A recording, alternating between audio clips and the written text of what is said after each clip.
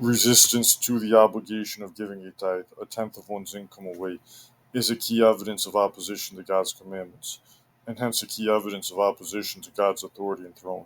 Yet many are confused over this matter because confusion over this matter abounds exceedingly for various reasons. A key reason for the confusion of some is that they discern how Christians are not under the ceremonial law of Moses, while simultaneously failing to recognize that tithing was obligatory upon mankind as part of God's eternal moral law before the ceremonial law of Moses was given to Israel. I have previously failed to understand the latter concept myself.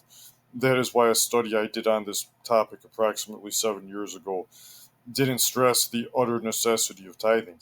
At the time, I did not recognize the implications of the clear examples of tithing in the book of Genesis, when people were bound to God's eternal moral law, but not to the ceremonial law of Judaism given to Israel, as is basically the case now. Under the ceremonial law of Moses, God imposed a system in which the Israelites were to tithe, which was given for very specific ends. The expenses for Israel's public worship and the support of the ministers of that public worship, the Levites, was to a significant extent provided for by Israel's tithes. Aid in the support of the genuinely needy in Israel was also a purpose of the tithe system imposed upon Israel under the ceremonial law of Moses. It is also evident from the law of Moses that an Israelite fulfilling their duty of tithing did not relieve them of sacrificial giving beyond the tithe. It is rather implied there that sacrificial giving can't really even begin until after one has fulfilled the payment of their tithe. Deuteronomy 15:11. For the poor shall never cease out of the land. Therefore I command thee, saying, Thou shalt open thine hand wide unto thy brother, to thy poor, and to thy needy in thy land. Obviously, none of us live under the ceremonial law of Moses. The Levitical priesthood and the overall service of the Levites as the ministers in God's public worship has ceased. We can't follow the tithe system given to Israel under Moses any more than we could properly keep most other aspects of the ceremonial law of Moses if we tried, and we should not. God decreed through the apostles in the book of Acts that Gentile Christians were not to come under the ceremonial law of Moses. He also worked in his sovereignty to cause the temple's destruction through the Romans. The Jews were scattered throughout the world, and his worship ceased to be centered around the nation of Israel. And we have messages on the ears of Judaizing and of Zionism for those who want to look more specifically into these things. However, the obligatory tithe to be given to God as a practical recognition that He has a right to all of our income and even to our very selves preceded the tithe system imposed upon Israel as a nation through Moses. This is easy to prove since tithing has its foundation in Genesis. The events of Genesis predate Moses, though Genesis was written by Moses. Genesis chapter 14 verses 8 to 20. And there went out the king of Sodom, and the king of Gomorrah, and the king of Admah, and the king of Zeboim, and the king of Bela, the same as Zor, and they joined battle with them in the valley of Siddim, with Chedorlaomer the king of Elam, and with Tidal king of nations, and Amraphel king of Shinar, and Arioch king of Elasar, 4 kings with 5. And the valley of Siddim was full of slime pits, and the kings of Sodom and Gomorrah fled and fell there, and they that remained fled to the mountain. And they took all the goods of Sodom and Gomorrah, and all their victuals, and went their way. And when Abram, who soon after became Abraham, heard that his brother was taken captive, he armed his trained servants, born in his own house, 318, and pursued them unto Dan. And he divided himself against them, he and his servants by night, and smote them, and pursued them unto Hobah, which is on the left hand of Damascus. And he brought back all the goods, and also brought again his brother Lot, and his goods, and the woman also and the people. And the king of Sodom went out to meet him after his return from the slaughter of Chedorlaomer, and of the kings that were with him, at the valley of Shaveh, which is the king's dale. And Melchizedek king of Salem brought forth bread and wine, and he was the priest of the Most High God. And he blessed him, and said, Blessed be Abram of the Most High God, possessor of heaven and earth. And blessed be the Most High God, which hath delivered thine enemies into thy hand. And he, Abram, gave him Melchizedek tithes of all. It is especially significant that Abraham paid tithes to Melchizedek. Melchizedek was a priest who foreshadows Jesus' high priesthood rather than the Levitical priesthood. And I think it's almost certain that Melchizedek himself was one of those appearances of Jesus in Old Testament times. We see a few chapters later in Genesis 18 how one of the three men who met with Abraham before Sodom's destruction was the Lord himself. Psalm 110:4 says concerning the Messiah, "The Lord has sworn and will not repent. Thou art a priest forever after the order of Melchizedek." Look then at the New Testament commentary on Melchizedek in Hebrews chapter 7, verses 1 to 10. For this Melchizedek, king of Salem, priest of the Most High God, who met Abraham returning from the slaughter of the kings and blessed him, to whom also Abraham gave a tenth part of all, first being by interpretation king of righteousness, and after that also king of Salem, which is king of peace, without father, without mother, without descent, having neither beginning of days nor end of life, but made like unto the Son of God, abideth a priest continually. Now consider how great this man was, unto whom even the patriarch Abraham gave the tenth of the spoils. And verily or truly, they that are of the sons of Levi, who receive the office of the priesthood, have a commandment to take tithes of the people according to the law, that is of their brethren, though they come out of the loins of Abraham. But he whose descent is not counted from them received tithes of Abraham, and blessed him that had the promises. And without all contradiction, the less is blessed of the better. And here men that die receive tithes. He's talking about the Levitical priesthood, but there he receiveth them, of whom it is witness that he liveth. And as I may so say, Levi also, who receiveth tithes, paid tithes in Abraham, for he was yet in the loins of his father when Melchizedek met him. Jesus' priesthood is of the order of Melchizedek.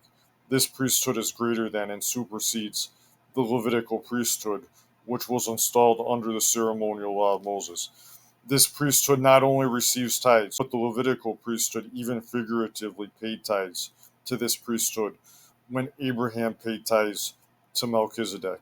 We have sufficient reason then to conclude that the mandatory tithe is upheld rather than negated under Jesus' high priesthood, which is, of course, of the order of Melchizedek. We also see in Genesis chapter 28, verses 20 to 22, how Jacob understood that faithfully worshiping God requires paying a tithe to him. Jacob was not broken and unconditionally surrendered at this point in Genesis 28.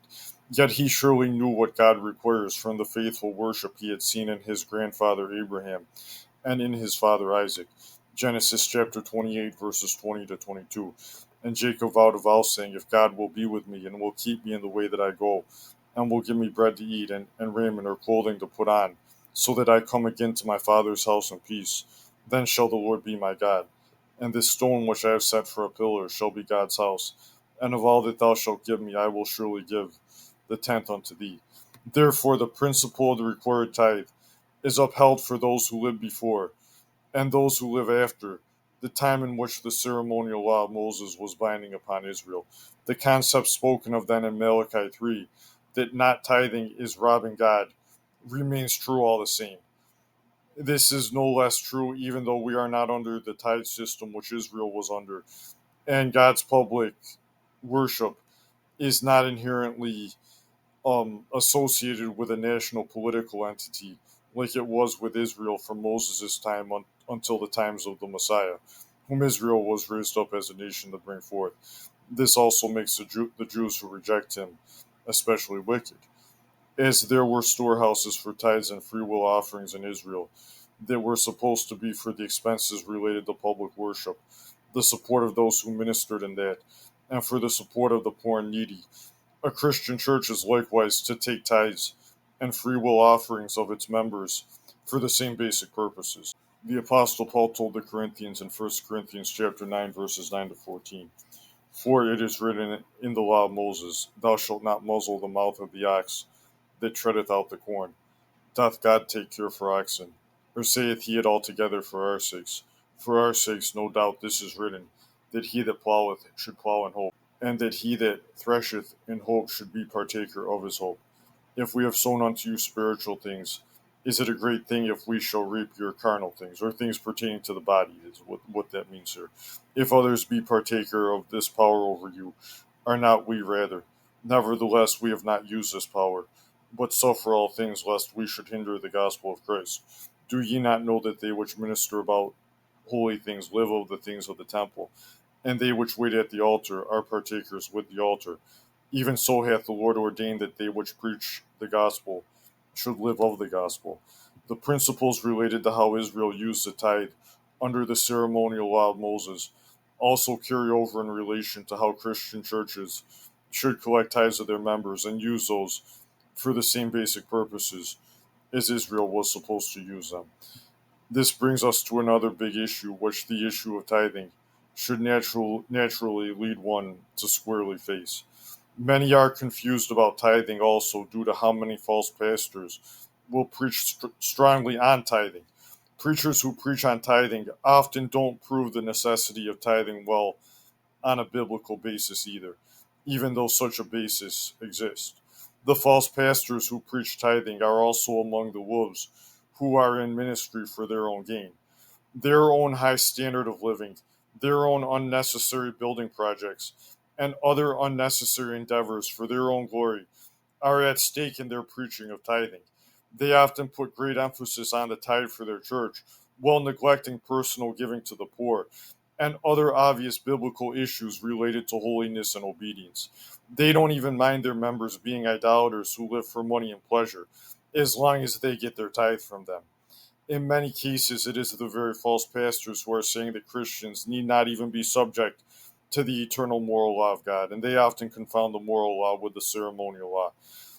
These are also commanding their church members to tithe.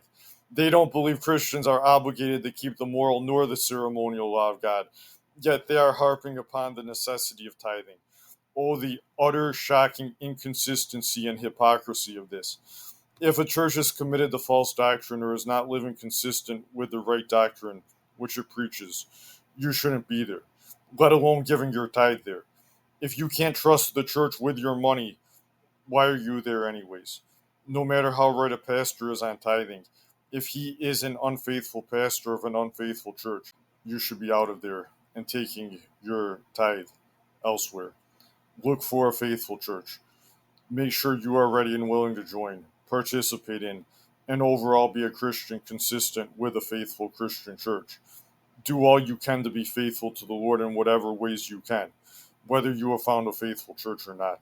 All the things which a church should be doing with its tithes are things which you can do to at least some degree on your own.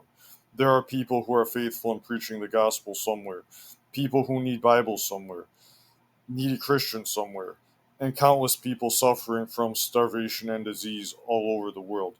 You can still help them with your tithe, as well as beyond your tithe, with or without a church. Where there's a will, there's a way. James 1:27, pure religion and undefiled before God and the Father is this, to visit the fatherless and widows in their affliction, and to keep himself unspotted from the world. Consider also how the Apostle Paul continued in 1 Corinthians chapter 9, verses 15 to 19. But I have used none of these things, neither have I written these things, that it should be so done unto me. For it were better for me to die, than that any man should make my glorying void. For though I preach the gospel, I have nothing to glory of.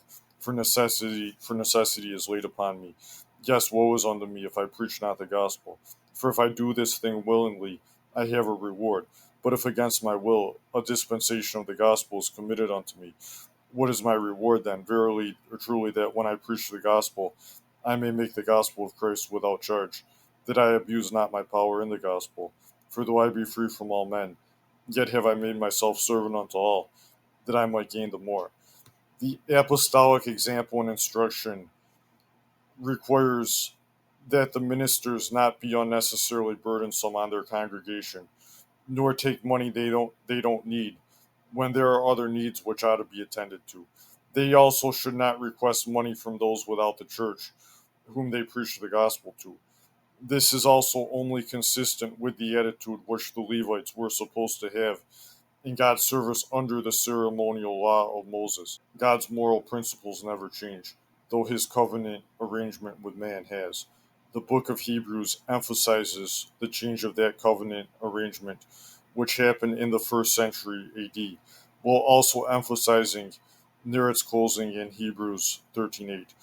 Jesus Christ, the same yesterday and today and forever.